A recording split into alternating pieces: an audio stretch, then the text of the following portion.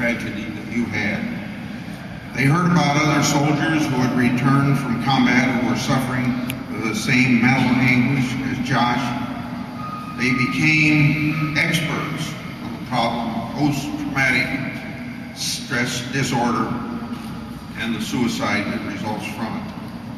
Through news stories and websites, they also became a focal point for conversation with others and particularly families going through the same thing.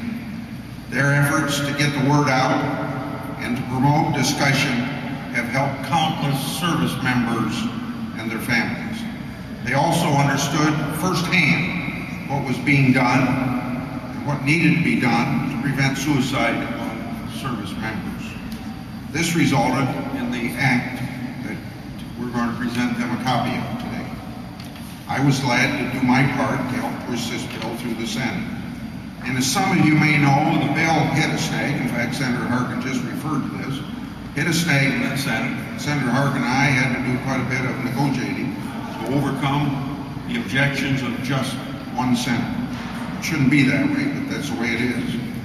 I'm sure Senator Harkin will recall one evening that we both spent 1 hour in the senator's office discussing these things and eventually bringing it to agreement.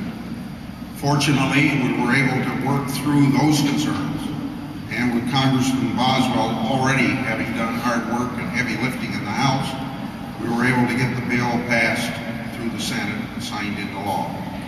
Randy and Ellen Omvig, you deserve tremendous credit for bringing to light the shortcomings in the VA and for their perseverance in advocating congressional action.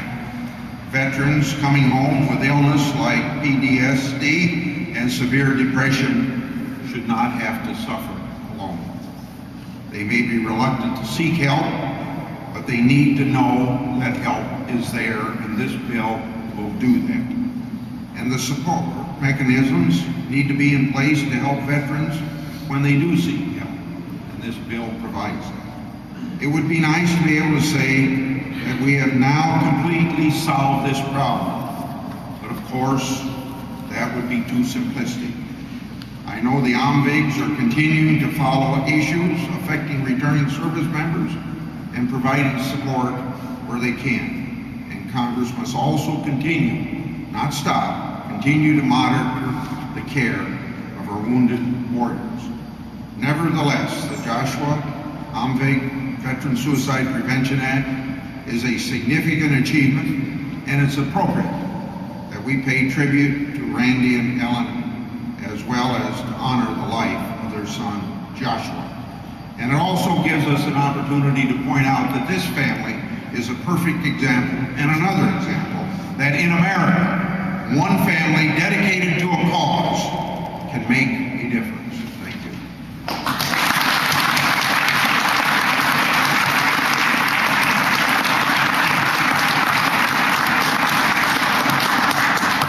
Thank you very much. We'd like to invite Bill and Randy to join us to present to you. We're going to present this red line copy. It's something that's not done too often. And I would just say as you're coming up, I don't know if I've ever shared with you, I have a grandson named Joshua. Come and join us.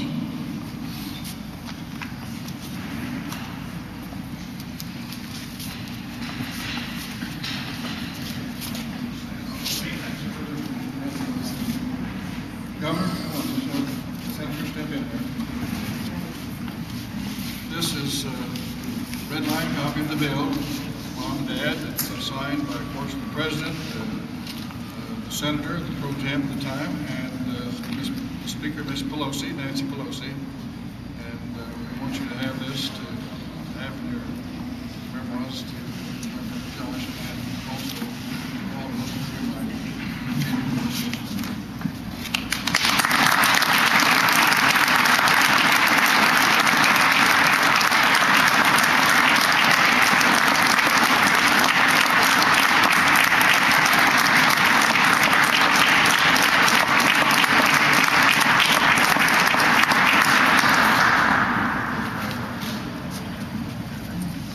Randy said he could share a few words with us, so this time I'd like for you to welcome Mom and Dad, Ellen, come and stand with Randy, please. And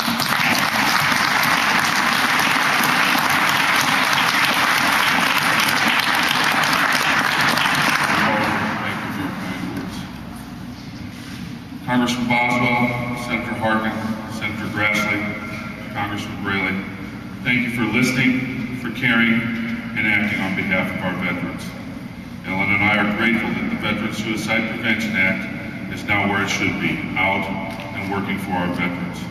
No longer just a good idea, a good suggestion or recommendation, but law of the land. This bill has Josh's name on it and represents so many men and women before and after Josh who were unable to live the physical, emotional, and psychological effects of their service for us. This bill also represents the support and commitment of many veterans organizations, mental health organizations, private individuals and families, and loved ones who have opened their lives and tragedies to the scrutiny of everyone to help bring about awareness and effect change. Congressman Boswell, a year and a half ago you met with Ellen and I to tell us about the bill you were going to introduce in the House of Representatives, and that you wanted to put Joshua's name on it.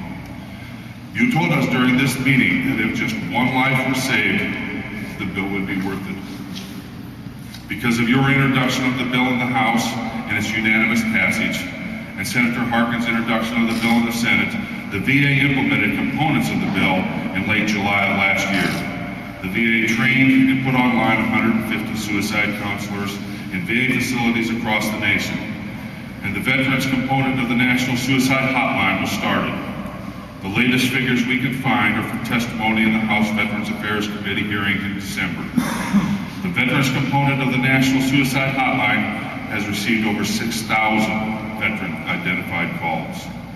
Of the calls, over 1,300 veterans have went on to counseling. Of the calls, over 300 rescues were made. Veterans who were in the process of suicide were saved, not just one life. We must be assured that remaining components of this bill are implemented. The ability to have peer counseling is so important. We continue to hear that veterans want to talk to other veterans who know. From a personal standpoint, if it wasn't for some very wonderful Vietnam veterans suffering from PTSD themselves, who helped us understand what may have gone on with Josh, Ellen and I don't know where we would be in our grief process. 24-hour access to mental health services is necessary. We must do everything we can to have the services when they are needed. We must have the availability of outreach programs for the veteran and their family. There must be continual oversight of the implementation of this bill and the research and program development of the best practices in the prevention of veteran suicide. We have been asked if this bill would have been in place for Josh, would it have helped him? Ellen and I believe with the increased awareness of the veteran and their families, with the provisions of this bill in place and working, Josh would have had a better chance of survival. We must, however, continue to address the decompression and defusing time of our troops coming home, especially the National Guard and Reserves, who are going back to civilian life. There still is no nationwide, consistent, preventative program addressing the mental health and transitional issues of post-deployment. We must use the 90-day hands-off period, breaking down the jurisdictional boundaries of the DoD and the VA, and instead combine the expertise of both departments in addressing the issues of post-deployment, transforming from a predominantly reactive paperwork program to a hands-on preventative program, taking the DoD and the VA from their protective confines of their facilities to where the work is, where these units are coming home. The earlier we address the mental health and transitional issues, the better chance we have from them going to the chronic stage, the disability stage, or the last final desperate acts of hopelessness. This should be one of the first outreach programs our veterans and their families receive. During the bill's journey through Washington, it has sometimes been referred to as a feel-good bill. Ellen and I sincerely hope that everyone that supported, worked for and voted for this bill feel very good about saving lives.